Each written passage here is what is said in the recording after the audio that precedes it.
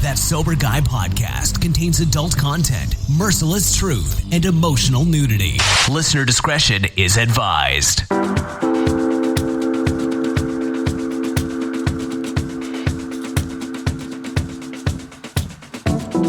Hop on hit, so it's time to go home. No goodbyes, just sneak to the road. I'm spinning around you.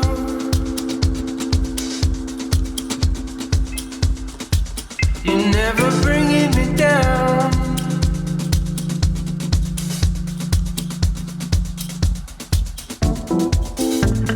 Yo, what's up? Thank you for tuning in today. Thanks to Humans for bringing us in.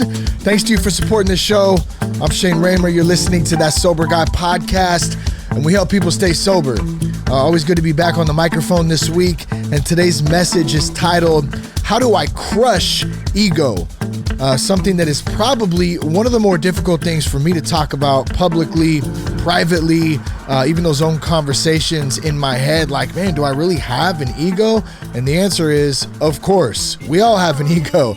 The only thing that makes this a little more comforting for me, I think, is that I know many of you out there listening are like me, who struggle with ego, whether you know it or not, and whether you admit it or not. And I've spent the last week, even a little bit longer than that, just kind of thinking about this, praying on this, writing about this, thinking back about experiences. And so I figured, what the heck, let's do a podcast about it. So we're going to dive into all that today. I'm also going to read some emails from some of you who wrote in a quick iTunes review. But before we do that, be sure to check us out at thatsoberguy.com. You can connect with us on Instagram at @realthatsoberguy. You can also go to Twitter at Shane Raymer, and you can holler at us there. Now, I want to tell you about Foundations Recovery Network. Finding the right treatment for addiction and mental health illness can be tough. There's a lot of different options out there. Who knows who is safe, who's real, who has a reputable, good reputation. Foundations Recovery Network does, and that's why we've continued to partner with them since 2016. They stay true to their mission. They have high ethical standards. They have treatment facilities all over the nation, both residential and outpatient programs. And they've built the industry's leading research and outcomes program to fulfill each commitment to the patients, and not only the patients, but their loved ones as well. Sometimes the families, when we're in addiction or active addiction, or even in recovery, especially the early stages of it, a lot of the time the families, the spouses, the loved ones of those people can kind of take a back seat to that. And we got to remember that they're just as important and just as much a part of this person or persons getting the help that they need. So Foundations make sure to include all of that together. To learn more, here's what you can do. You can go to foundationshelp.com/soberguy, foundationshelp.com/soberguy, or you can call 833-81-SOBER. That's 833-81-SOBER. You can talk with an admissions coordinator about treatment options that can answer any questions for you. Once again, that's Foundations Recovery Network. All right, did you know we have a course? It's called How to Navigate the First 90 Days of Sobriety. It's a digital course. Myself, a few doctors, a few friends of mine got together. I kept getting tons of emails, messages. How do I stay sober? How do you do it? What should I do? What should I look out for? And I thought, well, man, why don't I just get some homies together, get some professionals together. We'll put some podcasts. It's basically a podcast digital course, but it's video. And there also is some audio bonus podcasts in there as well. I think 5 or 6 of those of some of the more downloaded episodes, 5 quick tips to stay sober, that kind of stuff. But it's all in there, and you can get it. It's $25 with the promo code half off. You can go to thatsoberguy.com and click on courses. You can check it out there. And look, real quick, it's not a magic deal that's just gonna all of a sudden make you sober and you're going to be great and that's all you're going to have to do.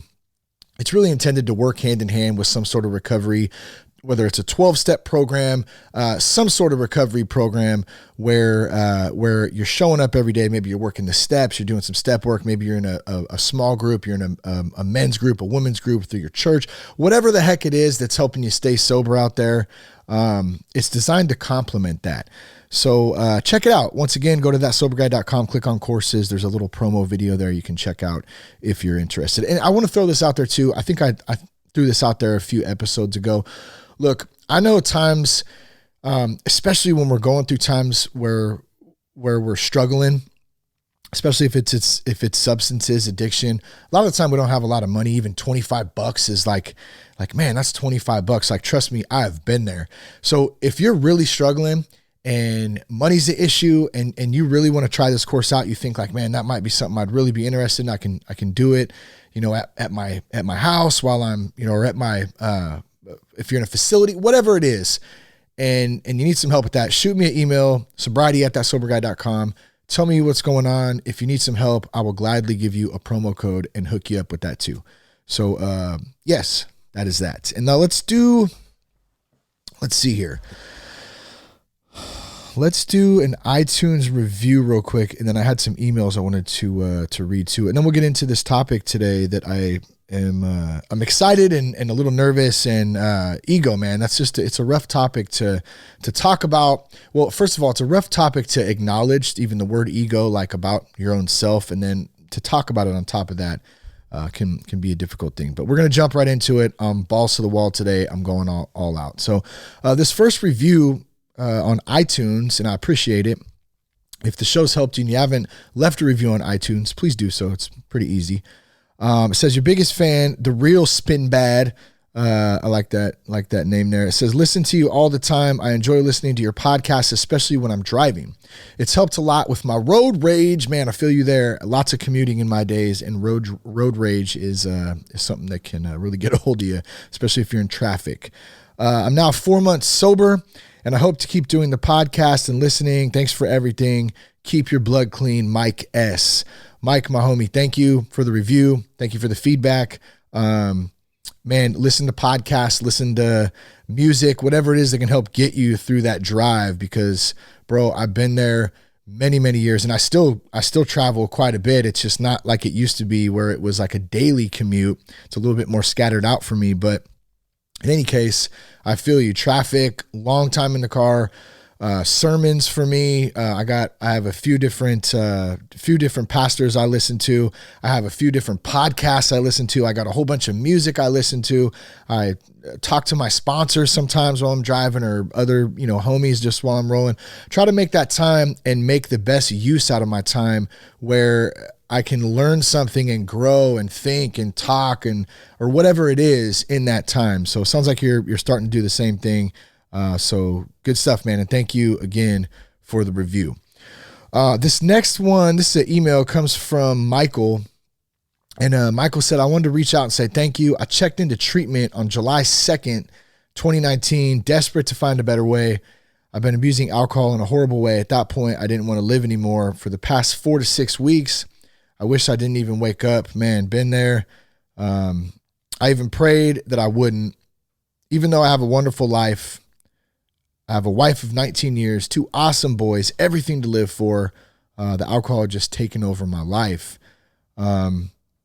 Man, so I want to stop right there, and there's a little more of this, but there's a lot even just in that first paragraph from Michael. And man, I know myself, I've been in that spot where you just don't care anymore. You just don't care if you live. You got so many great things to live for, but it's hard to see, and you just feel overwhelmed. So I want to tell you guys out there, if anyone's going through that right now, like, don't give up. Like, reach out for help. There's so many resources. People care. Somebody loves you. People love you. Like, you have a lot to live for, to go on, to grow in. This life is too short, and the enemy will try to take you out when you're at your weakest point. That's his ultimate plan. So just don't give up on that. Reach out if you need some help out there. I just want to say that first. And then, so Michael goes on to say, ended up getting into treatment, realized he wasn't alone in the fight. There was a lot of other people going through the same stuff. The first Part of it was pretty rough, he says, but he wanted to live again. He wanted to get his life back. He wanted to love himself again. He wanted to be loved again. And then he says this is where the podcast came in. The day he left rehab, he found the podcast on his 5-hour drive home, started listening, and just was excited about it right there. Something spoke to him. Said it helped him understand recovery, what he could expect early on. So thankful for that. Fast forward to today, he's 84 days sober. This was a week or two ago, so he's probably a little bit more even into it than that. But congratulations, Michael, 84 days and beyond. Much love to you. Continues to go to meetings. He's got a sponsor. He's working the steps, doing all the things, man. That's what we got to do. Got to do that kind of stuff. I know that's been crucial in my own recovery, is staying locked into that. And he's looking forward to what the future will bring. So best wishes, Michael, man. Much love. Thank you. And congrats again on the 84 days, and keep it up. I'm so glad you didn't give up. For those of you out there struggling, man, Michael can do it. I can do it. A lot of other people can pull through this, and you got a lot of support. You just got to reach out and get some help. That's it. That's all it is. And I know that's not easy sometimes too. So I don't want to say that's all it is. Like, I get it. I tried many times before I finally got the help that I needed. So I get that part of it too. But man, people love you, man. Don't give up. This next one comes from Bethany. She commented on a video. This was on YouTube on episode 284. He got all God on us. Bethany says, so I finally made it to 90 days after years of trying. I went to rehab this summer, and my goal has always been to finally get 90 days. But finally, when she got there, she made it a little bit past to 103 days and felt like, what do I do now? So she made it there, and then all of a sudden, after 103 days, she relapsed. There was, there was, of course, other reasoning as to why I did. So there's some other things there, it sounds like, but I'm also thinking it was maybe because I didn't have a goal next. So we put so much into getting these 90 days, but what comes after that? I don't know if that makes any sense, but I just wanted to share what happened in my experience. And to me, maybe someone else has had an experience like this. Maybe you have a take on that or some advice to stop this from happening in the future. So, okay, so let me rewind on that real quick. You were shooting for 90 days forever. You got the 90 days, and then all of a sudden it's like, what next, right?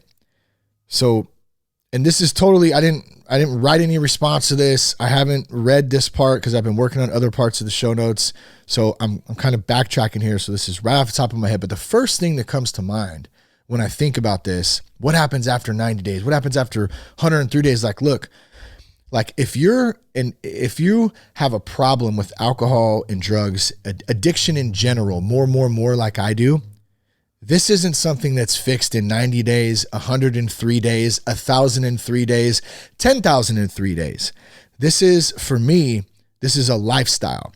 It's a lifelong thing that I need to be very conscious of. I need to be very aware of, and I need to live like that every day. I need to put the work in. I need to have community around me, small groups, 12-step groups, mentors, sponsors, homies, support, pastors, leaders, people who I look up to, who can influence me positively, not negatively, not people that are going to bring me down.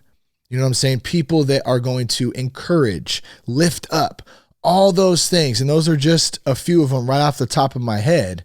But that kind of stuff, that lifestyle is what's going to get you past 103 days. At least, let me rephrase that. That's what got me past 103 days, being all in and knowing that this is a way that I must live. And for me, if I go back to that, I may die. Straight up. I don't want to die. I want to live. I got a lot to live for. I love my life. I love my family. I love the work that I get to do. I love sharing the word of God, the word of recovery. I love being me and learning who I am as a man, as a son, as a husband, as a father. I love life, baby. I love it. And I'm never going to give up on that. And that's why I know that I have to live my life like this every day. So I hope that makes some sense to you.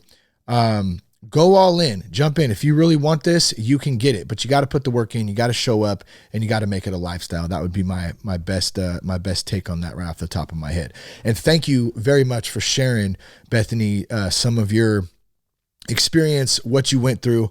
I know there's other people out there who are trying to get 90 days, close to 90 days. They hit 90 days. Maybe they're trying to get 30 days, 60 days, whatever, early on.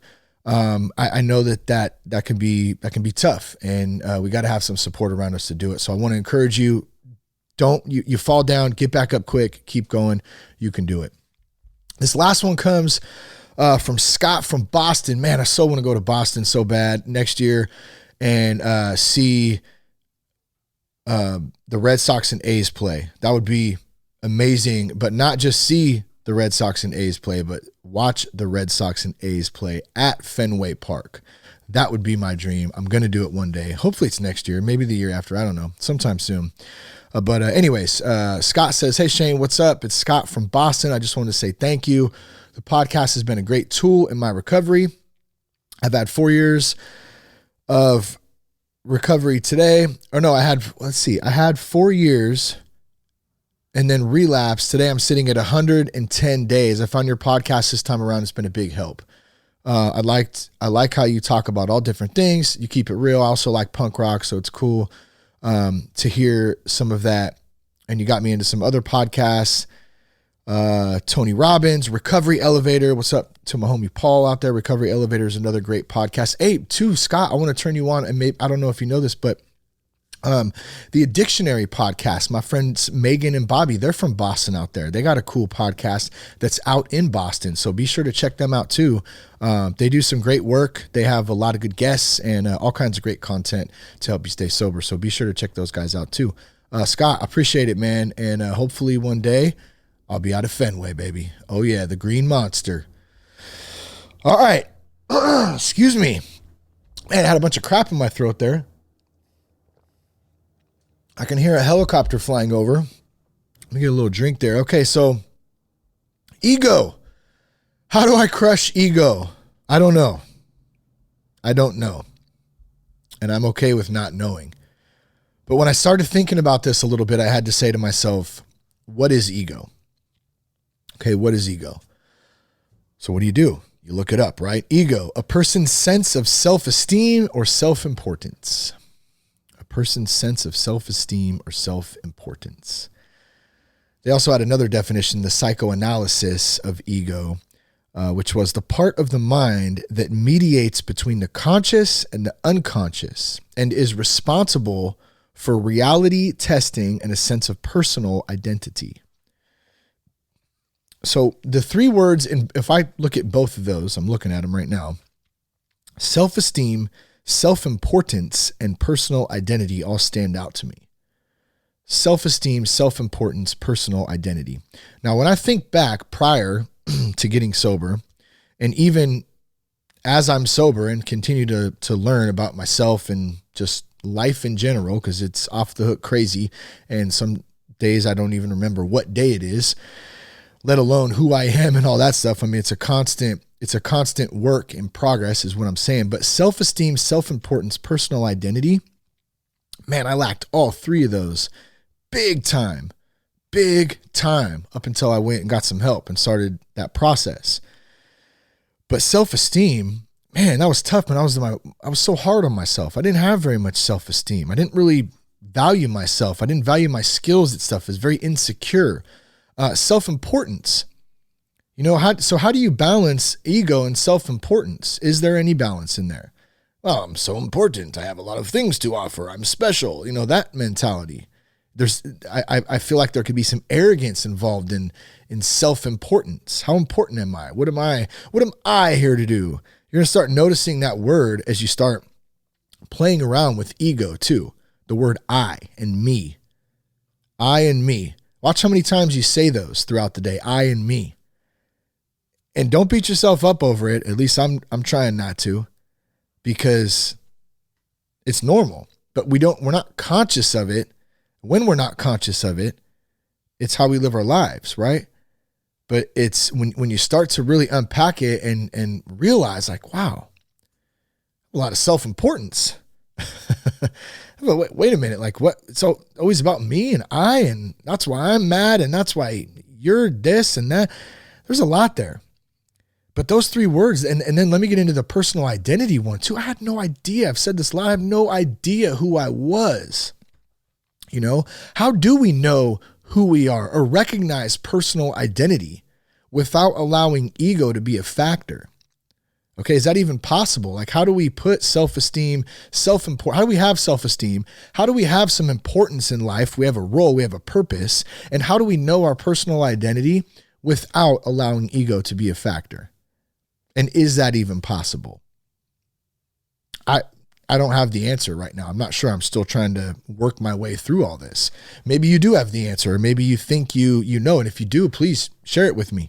Shoot me a message, and I'd love to hear it, because I'm trying to learn this stuff too and understand this stuff. And so I'm not asking like there couldn't potentially be an answer. I'm sure, you know, there's some great insight out there from different people. So I'd love to hear it. But here's the fact. We all have an ego to some extent. I have an ego. You have an ego. It's just the way we're wired as human beings. We're selfish people, you know, at least deep down. Obviously, a lot of us don't want to be that way. We try. We work very hard to not be that way. Not everybody is a selfish, you know, ass. That's not what I'm saying. But I'm just saying the way we are wired as human beings, we tend to be pretty selfish. I think that's a fair statement. I'll speak for myself. Yes, I'll just say yes on that, right? The battle for me is becoming more conscious of it, realizing that in order for me to have freedom, to have some peace, I need to be completely honest with myself. I need to recognize, I need to admit when my own ego is starting to be a factor in any given situation that I might deal with throughout any day. Because you know, the ego is very stealthy, very ninja-like, very easily disguised. And like I said before, ego, when I even heard that word, or pride was another one too, but more or less ego, I just ignored it. I didn't even want to take a look at it. I don't have an ego. 100% denial. I don't have an ego. That's it. So there's a couple things I did as I started to think about this more in the week. I wanted to know, the first thing, what does the big book or the 12 and 12 say about ego? And here's a couple things I came up with, and then I'm going to dive into each one a little bit further. But in the 12 and 12, page 55, it says, when it comes to ego deflation, few steps are harder to take than step 5. And then on page 146 in the 12 and 12, there was sure to be, since we are so largely a band of ego-driven individualists. Man, that one rang true. And I'm gonna read the full context and unpack these more in just a few minutes here. But I wanted to read the kind of the headline first, just to give you an idea of what we're going to jump into. The next one comes out of the 12 and 12, step 7, page 84. Our eyes begin to open to the immense values which have come straight out of painful, check this out, ego puncturing. What? Ego puncturing? Damn, I'm about to poke some holes in my ego, son. That's going to be fun. Can't wait. And then out of the big book, How It Works, page 61, our actor is self-centered, egocentric, as people like to call it nowadays. So there's some good stuff there. Trust me, and we're going to look into it a little bit more. I also asked myself, well, what does the Bible say about ego? I don't ever remember seeing the word ego in there. And here's what I found, and I'll put the link to this. This is from an article that I had came across that I thought was pretty good. I took a little bit out of it. I'll put the links down in the show notes. But what does the Bible say about ego? While the word ego does not appear in the Bible, concepts and principles regarding the ego certainly do. The word ego generally refers to an exaggerated sense of self-importance. Exaggerated, okay? That's a little bit, we talked about self-importance earlier, but this is an exaggerated state of that, which usually results in an excessive preoccupation with selfishness. But dying to self, the polar opposite of ego, is the biblical model for Christians. The Bible is filled with abominations against the self because of man's inherent desire to be worshiped. That's crazy. We want to be loved. We want to be looked at like we have all the answers, like we're superhuman, like we're great. We want to be worshiped. Man's inherent desire. It says it right there. That's kind of what I was saying with it's how we're wired in a sense. In fact, all the various forms of modern adultery, or how do you say that word? I'm like totally slaughtering this right now. Idolatry. Why am I man, my English is usually not terrible, but I cannot pronounce that word right now. So I'm going to skim over it. I know some of you out there going, oh, it's this, it's that. I get it. I'm not even going to say it's not adultery because that's adultery. That's a completely different word. Idolatry. What is going on? All right. In fact, all the various forms of modern, it's talking about idols basically, have self at their very core. The dark forces of this age have convinced many that contentment is achieved only by satisfying the urges of self. And we can trace this all the way back to the Garden of Eden, where Eve became stirred by Satan's lie that she could be like God, Genesis 3:5. That's some deep stuff. There's a lot to unpack there. I'm not going to attempt to unpack all that. We're going to stick with some more of the stuff from the 12 and 12 today. But like I said, that link is in there and there's some good stuff in there. But I do love that just because when it talks about man's inherent desire to be worshiped, all the forms of idolization have self at their very core. And there's some dark forces out there that would love to pull us further into that. So we got to be careful. We got to be open. We got to be honest. That's why we're talking about this today.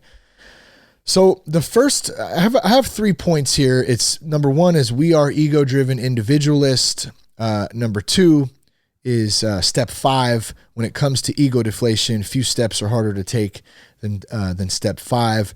And then number 3, ego puncturing. Step 7, humbly ask God to remove our shortcomings. And then we're going to wrap this thing up and we'll go on our merry way for the week. So let me start here.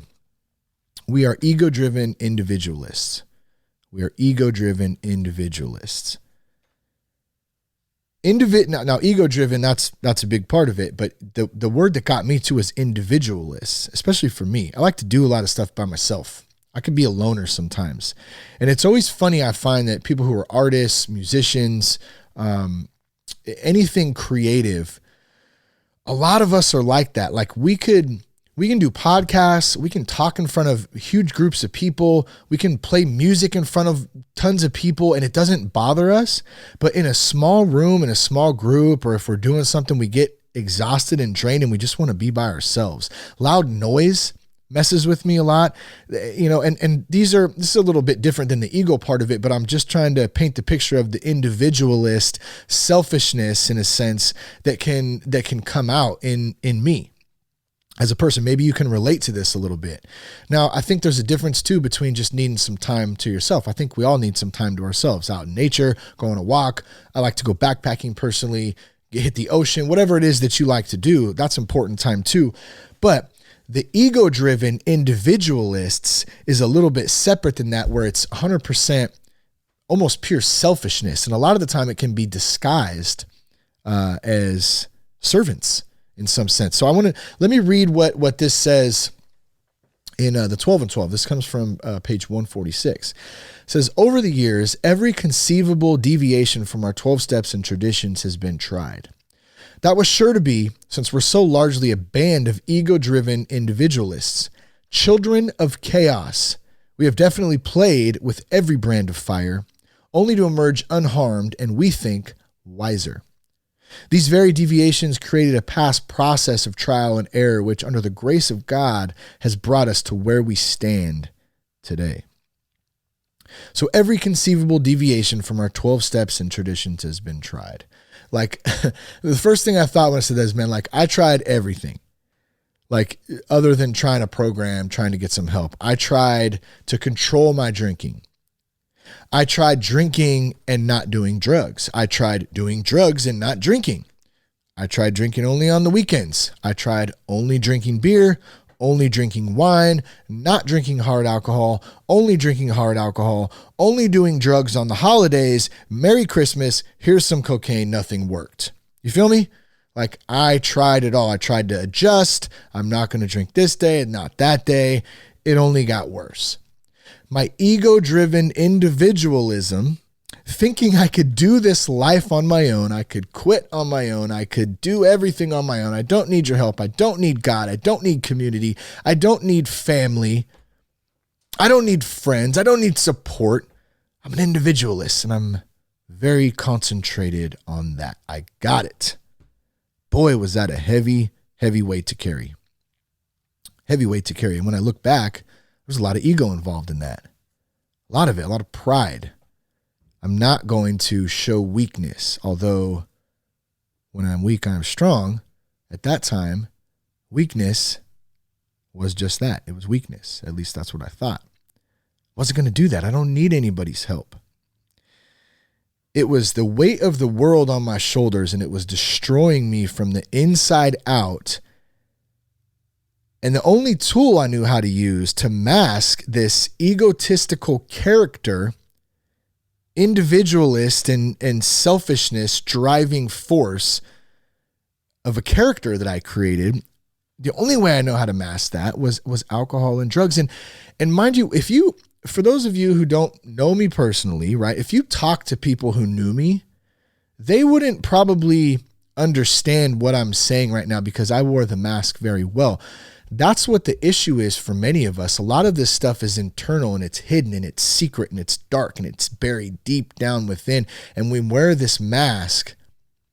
We wear this face, the face of smiles, the face that everything's cool. I got it all together. I don't have any issues. If I do, then it's cool. We got it. That's a heavy, heavy weight to carry. That's a heavy ball and chain to be tied to your ankle, walking around with all the time. You know, and I want to say you don't have to do that. There's an option for that. For me, God saved me. You know, God reached out to me, grabbed me, helped guide me. You know what I'm saying? Into getting some help that I needed. How many times did I just say me?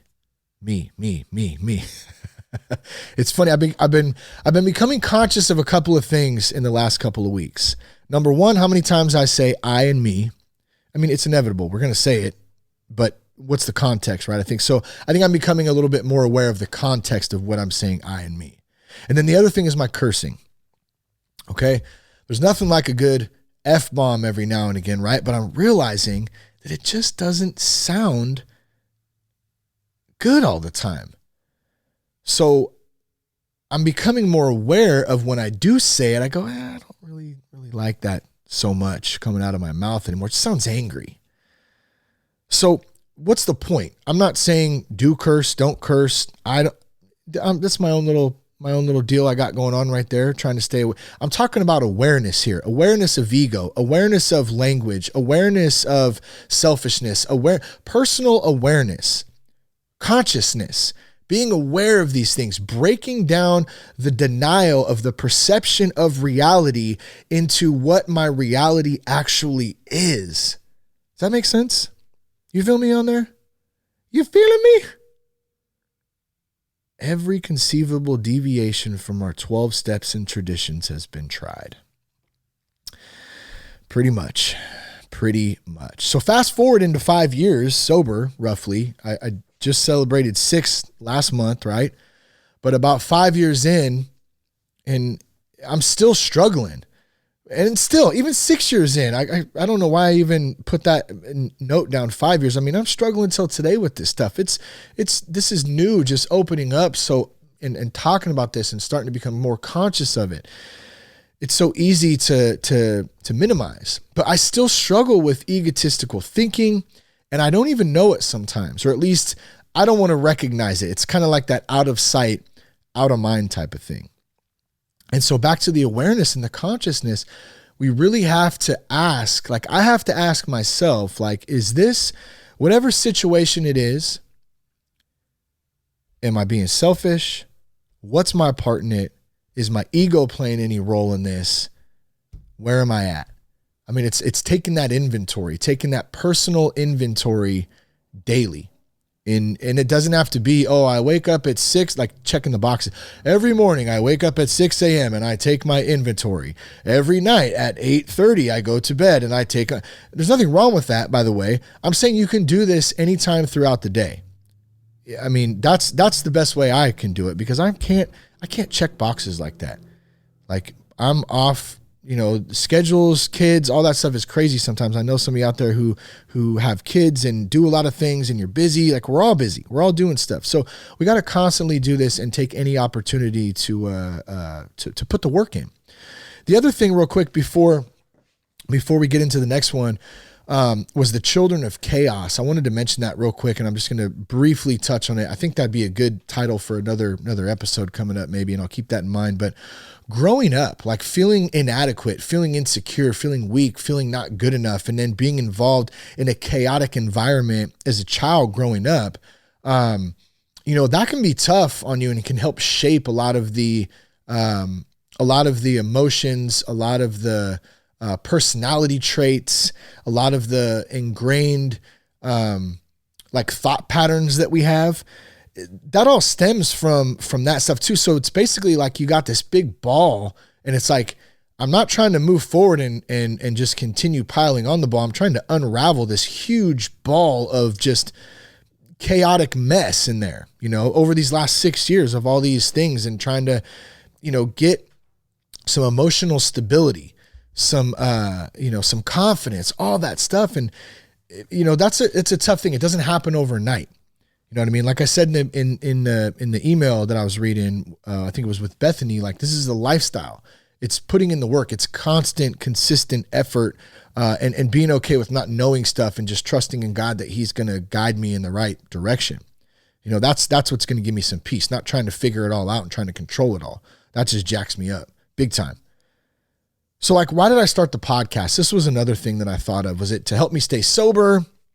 Absolutely. Was it to help others and serve? Absolutely. Was it because I like to create? Absolutely. I came from doing music before this. I couldn't connect to music so much after I got sober, because a lot of the time I spent doing music and writing and doing shows and all that stuff, I spent doing it on drugs and drinking. So it was really tough to come out and like reconnect. I felt like I had shed some skin on that. I still love music. I still play the guitar.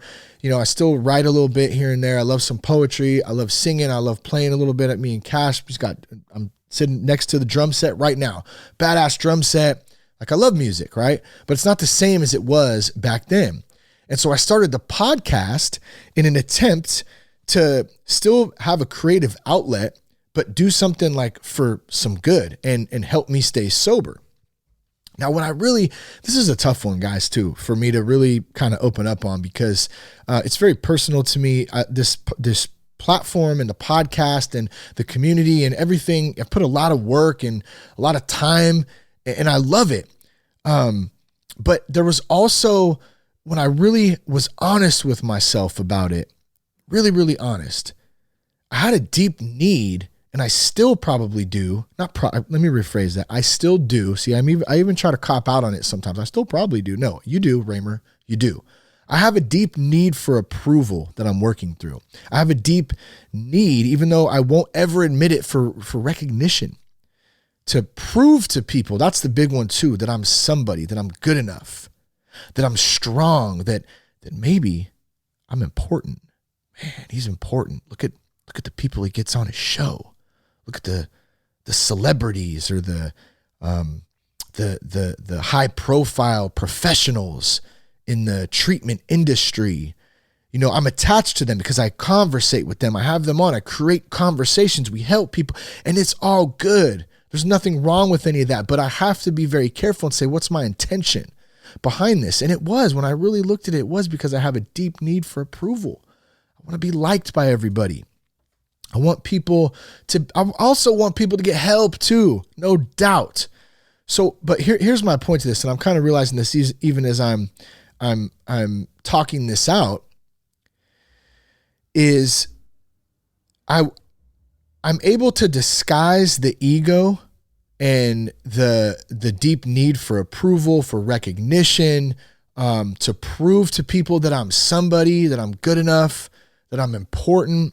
I'm able to disguise all of that behind also the very real part of, I do want to help people. I do want to serve.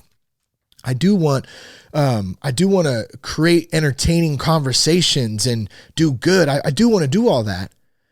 And I was doing all that, and I am doing all that, but I was never really able to take a real honest look at that need to feel important, to prove to people that I'm somebody, that I'm seeking approval, recognition. And that stuff, man, that's some hard stuff to swallow right there when you really come to terms with that.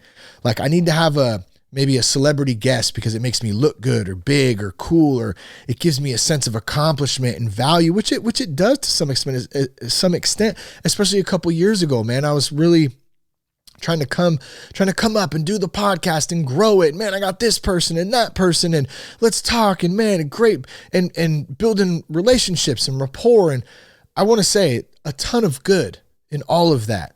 And my intentions were never bad in any of that stuff. But my intentions and my ego are two kind of different things. And so in order to understand that and even start to be conscious of it, like, I have to admit to it. So that's kind of what we're doing today. We're kind of talking about some of this stuff. And I hope that you're able out there listening to be honest in your own right. Obviously, for not everybody's going to have a podcast or a platform, or maybe it's something in your workplace. Maybe it's something in your family. Maybe it's something in your church, or whatever it is that you're going through out there, where, like, you can take an honest look at ego and go, man, what are my intentions of doing this? And even though my intentions might be great, how does my ego play a role in this? Dying to self is the weapon we use to combat the inherent desire to seek approval. Let me say that again. Dying to self is the weapon we use to combat the inherent desire to seek approval, to be worshiped, to feel important, to feel good enough. I'm already good enough in God's eyes. That's what truly matters. That's what truly matters. And that's what I'm realizing. That's what's helping me combat against this stupid ego thing. Because it's there for sure. Whether I deny it, look at it or not, it's there. It's alive and well. And if it, I'm one email or one, start getting into numbers, or if we talk podcasts, I got this many numbers of downloads. Like, who cares? Who cares? That's how close it is, though, that my ego can just start going down that path. I don't need any of that. I'm already good enough through God's eyes. And when I can see myself through God's eyes and not through man's eyes, and I can have acceptance in that, let me tell you this, that is freedom, my friends. That is freedom. That's freedom. All right, real quick, I want to tell you about a new sponsor we have, and I'm really, really excited to tell you about these guys. Clean Cause. So you might be asking, what is Clean Cause? Usually, I'd like to crack open a Clean Cause, but they sent me a couple cases out recently, and they're still not here yet. And the case they sent before, we drank it in like 2 days because they were so dang good. Clean Cause is an organic, sparkling yerba mate energy drink rich in minerals, amino acids, and naturally occurring caffeine. There's 30 calories per serving. There's 4 flavors: peach, raspberry, lemon lime, and blackberry. And I'm not even joking. They taste freaking great.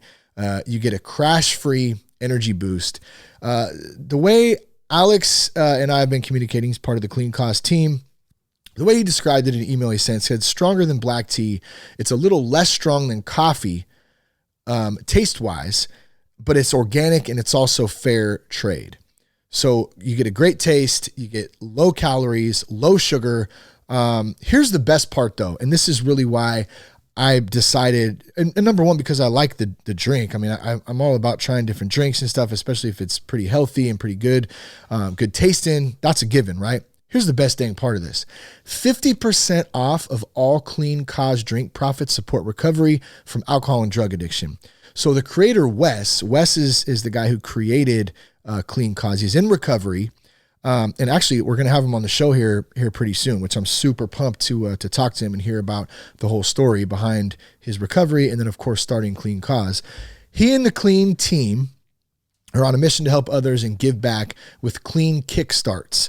So basically, they're 30-day sober living scholarships that help support people fresh out of rehab so they can find a job, so they can establish a recovery support system. And they donate 50% of all Clean Cause drink profits. I mean, that's huge.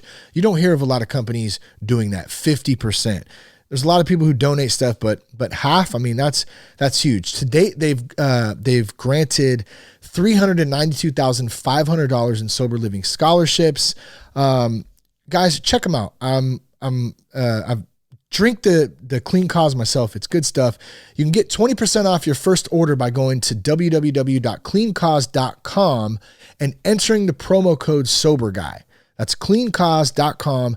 Enter the promo code SOBERGUY. Get 20% off your first order. Check them out. Help support them. You can sign up monthly. I think they have a monthly subscription where you can just order one case a month. You're getting a great drink, and you're helping people when they come out of rehabilitation, when they come out of treatment, to go into a sober living home.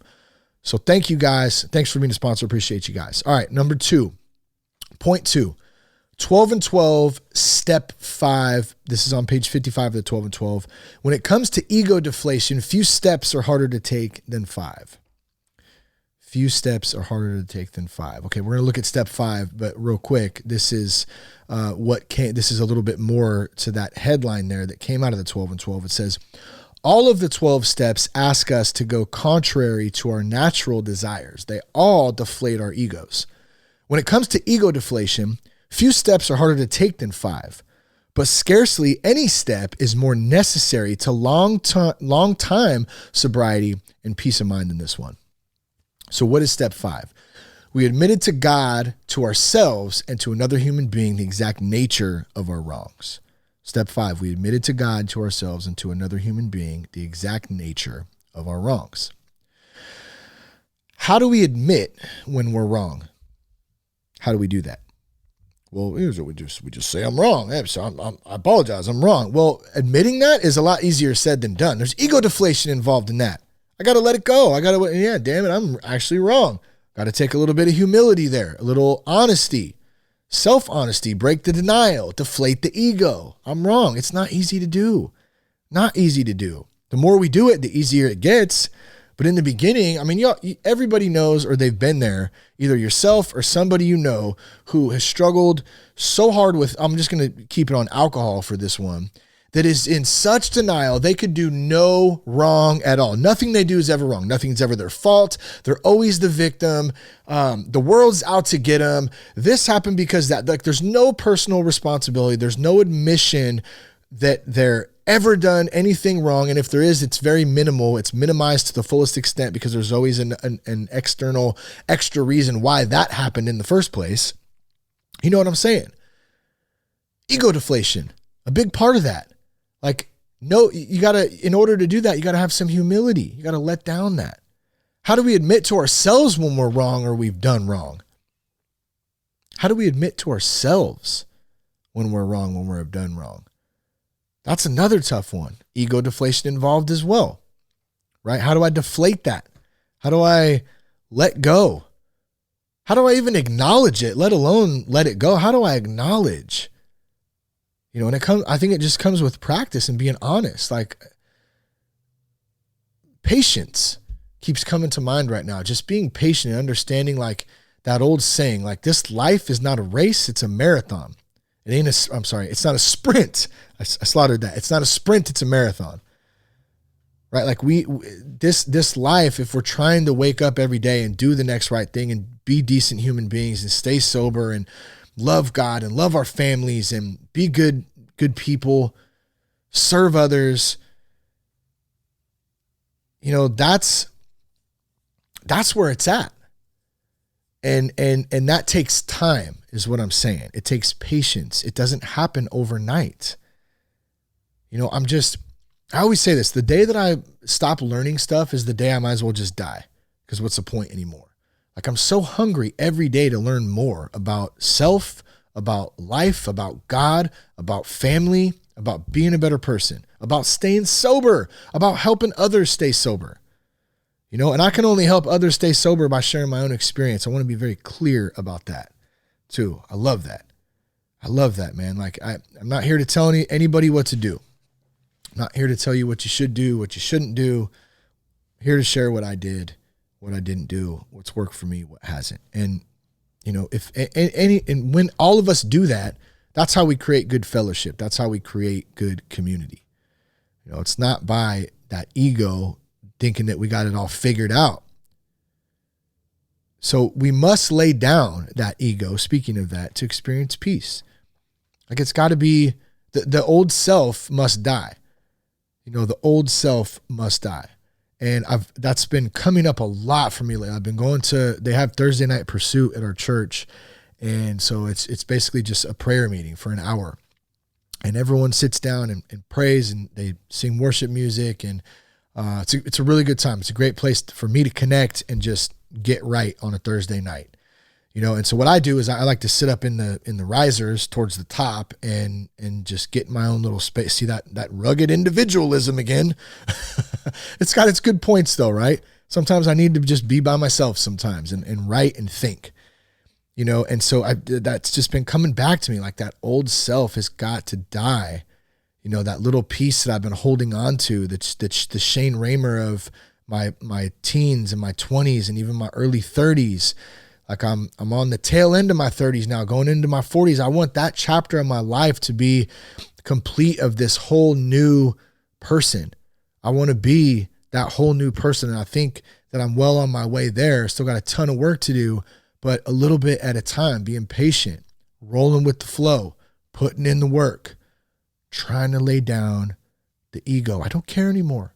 I don't care if the podcast is, how many downloads it has or who's on it, or it doesn't matter. It's an outlet for me. It's fun. I love doing it. From what I understand, it's helping some people. Awesome. But it's really helping me stay sober too. Me. That's funny. So I wanted to kind of give an example of this too, real quick about laying down the ego and admitting when we're wrong. So recently, I got mad at Jess over this financial stuff, right? We're going through some financial stuff where we're trying to get a better budget going. We're taking a great course, FPU, Financial Peace University. It's awesome. Like we make good money, but we have no idea how to manage it. Basically, we're just not very good at it. And we've never been. That's probably one of the biggest things that, I know that's one of the biggest things that destroys marriages is finances. And gets in between couples. Very difficult thing to talk about if you don't have any training on it. Like how are we just going to do this on our own? And I always think it's funny how we go into high school and they don't teach us anything about credit. They don't teach us anything about finances. They don't teach us anything about real life stuff. It's just a bunch of crap that I've never really used in my life. And that's a design plan in itself, but I'll leave it at that. But anyways, I got mad. I got mad over it. We're going through the finances stuff. I got upset. My ego really got the best of me. This was just earlier in the week. I got really, really upset. I do this, I do that. Me. You did this. The blame game, right? Went through the whole thing. And it starts to build. It starts to go. I can feel the hotness coming up in my chest, and it just makes, you start getting on a roll and it just feels so good to get it out, right? Resentment, whatever it is. Thought I have all the answers. I did this. Already said that, but still. I always think of James Cantor. When you point one finger, there's three fingers pointing back at you. I cut out the F word that he usually said because I'm trying to refrain, but it's so true. Like I'm pointing the finger, and there's three fingers pointing right back at me because I'm not perfect with my finances. Jess isn't perfect with her finances. So I left. I had to take a little drive, take a walk. I think I took a walk. I think I took Brody out, walked around the block a little bit. I started thinking about it. What's my responsibility in this situation? Why were you such a ass face right there? What bothered you? What insecurity, what fear came up in that conversation? And that's exactly what it was.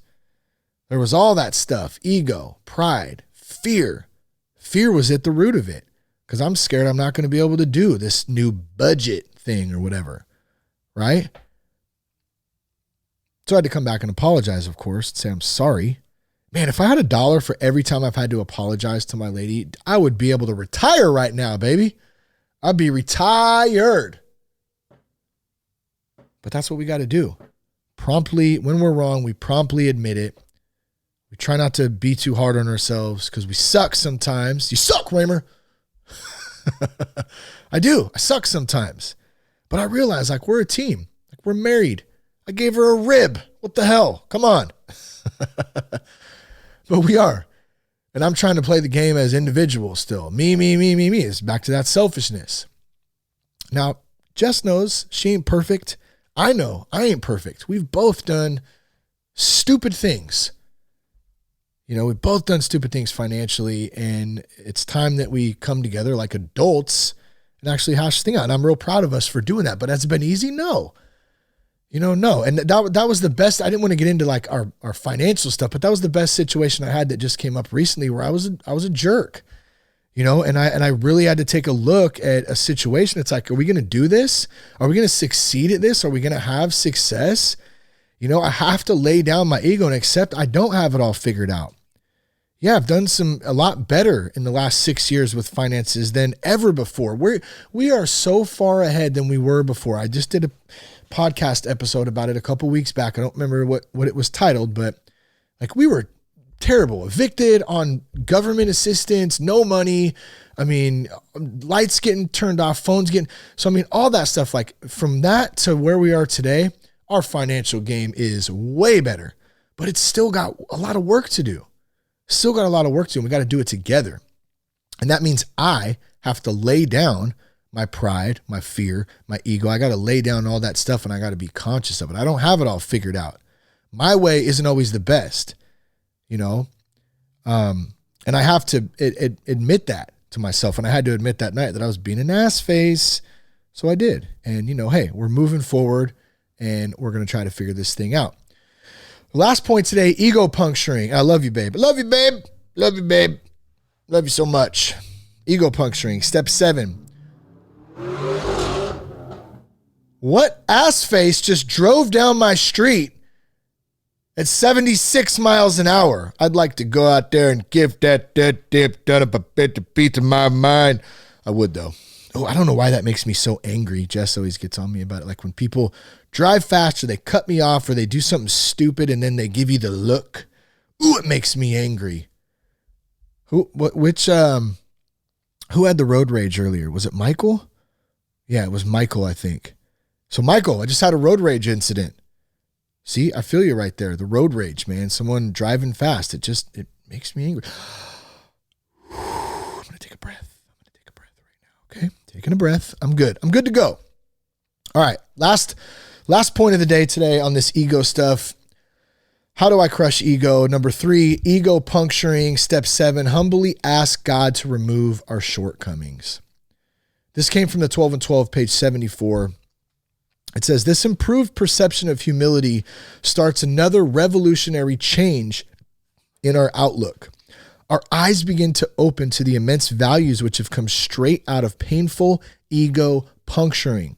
Until now, our lives have been largely devoted to running from pain and problems.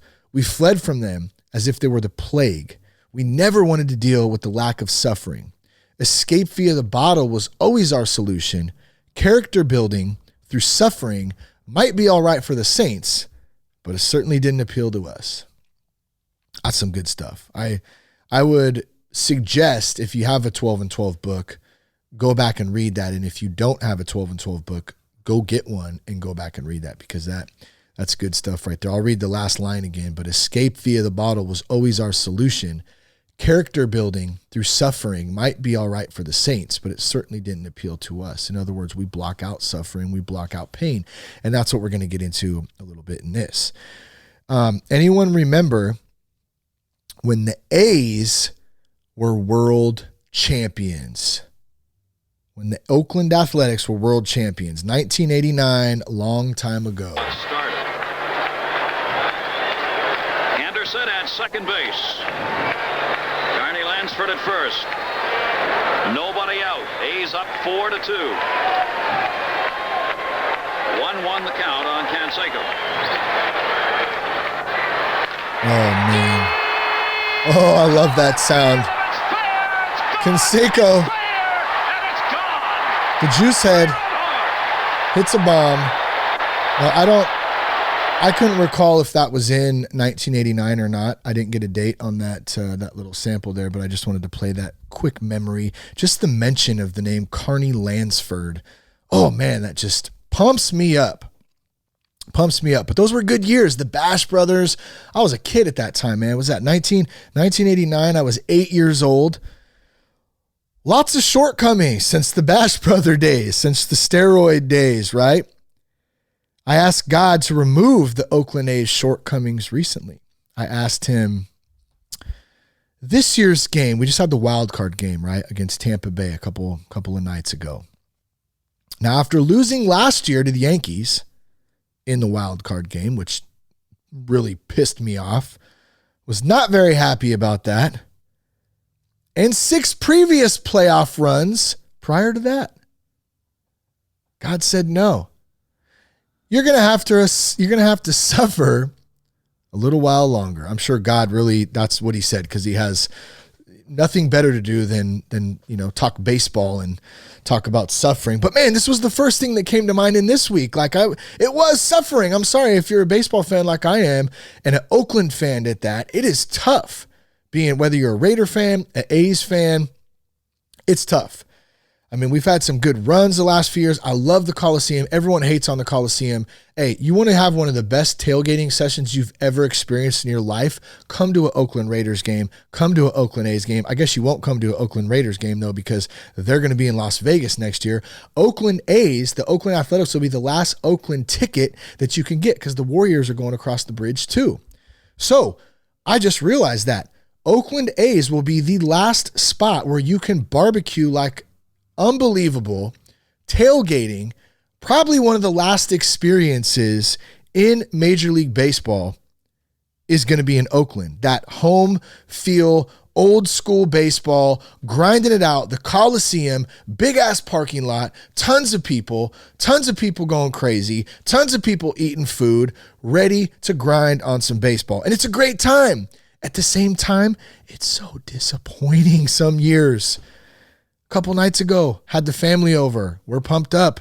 They lose. They lose to Tampa Bay. No one even cares in Tampa Bay about baseball. I shouldn't say that. Someone's going to be like, hey, fool. There is probably someone out there. But I'm just saying, it was tough. I even contemplated becoming a Dodgers fan just because of it. I know everyone's like, oh, he just said that. Did he just say that? And I justified it because I had a Dodgers hat when I was like in the 3rd grade, and because my in-laws are huge Dodger fans. I love this story. My wife says, my father-in-law, Bill, awesome dude, the only time she's ever seen him cry is when, and he's a man's man, dude. He takes care of business, works his butt off, loves some Dodger baseball. The only time she's ever seen him cry is when Kirk Gibson hit the home run against the Oakland A's in 1988 World Series, did the fist pump. Many of you remember that. Some of you don't. Iconic moment in baseball. Only time my father-in-law's ever shed a tear, and that's that love for that, right?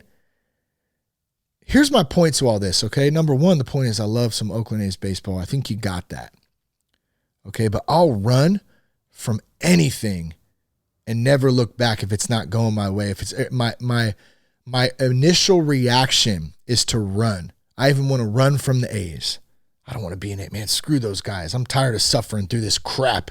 This is BS. So what did I used to do? If we use a different analogy, I used to have a lot of other pain and other crap going on in my life, and most of it was self-inflicted and victim mentality and personal issues. I ran from it. I used to run from pain and problems, just like the 12 and 12 says, just like the plague, like I was about to catch a disease, whether it's finances, childhood wounds, relationships, you name it, I ran from it. I didn't deal with anything. 100% denial. I'll deal with that later. One day I'll strike it rich and pay it all off. Anybody ever had that mentality? I don't know. I'm not going to deal with this shit right now. But one day I'll tell you what, I'm going to make it. One day I'm going to do this. One day I'm going to do that. One day I'm going to make X amount of money and I'll just pay all this debt off that I have. It's a tough way to live. Tough way to live. I'm probably in denial that the A's, I might be dead before the A's ever go to the World Series again. Who knows? I'm going to hang in there, though. I don't want to deal with the suffering, though. I don't want to deal with the pain. whatever it is that you might be going through right now, whatever it is I might be going through. We don't want to deal with the suffering and the pain. I don't want to deal with the past. Those are gone. Those things are over with. Just sweep them under the rug and let them go. I don't want to deal with that crap. I don't need to deal with it. It's good. It's done. I'm over it. I've healed. I'm ready. I'm ready to go. I'm strong. I will get through this. We don't want to deal with it. It eats us up inside. It ate me up inside not dealing with it. So I drink. So I get high instead. So I live in denial of my reality through a perception of what I think or want my reality to actually be. And I hide out behind this silent, prideful ego who thinks I have it all figured out. On the outside, I appear like I have it all together, but on the inside, I'm broken. I'm insecure. I'm hurt. And I'm silently pleading with someone or something to come and save me from myself. Proverbs 28:1, one of my favorites. The wicked flee, though no one pursues, but the righteous are as bold as a lion. Let me say that one more time as this plane flies overhead. Proverbs 28:1, the wicked flee, though no one pursues, but the righteous are as bold as a lion. I want to stand bold as a lion with God, with my family, with my friends, without ego, without self-detrimental pride, without drugs, without alcohol. I don't need any of that crap in my life. I want to be true to myself. I don't want to see reality through my perception. I want to see reality through truth. Now, we started this all by saying, what is ego? A person's sense of self-esteem or self-importance. As the old me continues to slowly die, the new me is born again, and born again in the Spirit of God. Thank God for that every day. And my self-importance, my self-esteem, my self-worth, my ego is no longer an enemy to me. Thankfully, I begin to see myself. I begin to see myself through God's eyes, not through man's eyes. And there's freedom in this. There's freedom.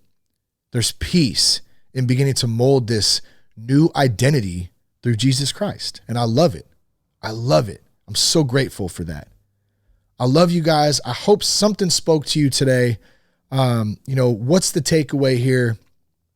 Show up, put in work, have support, have people around you. Go for it. You can do it.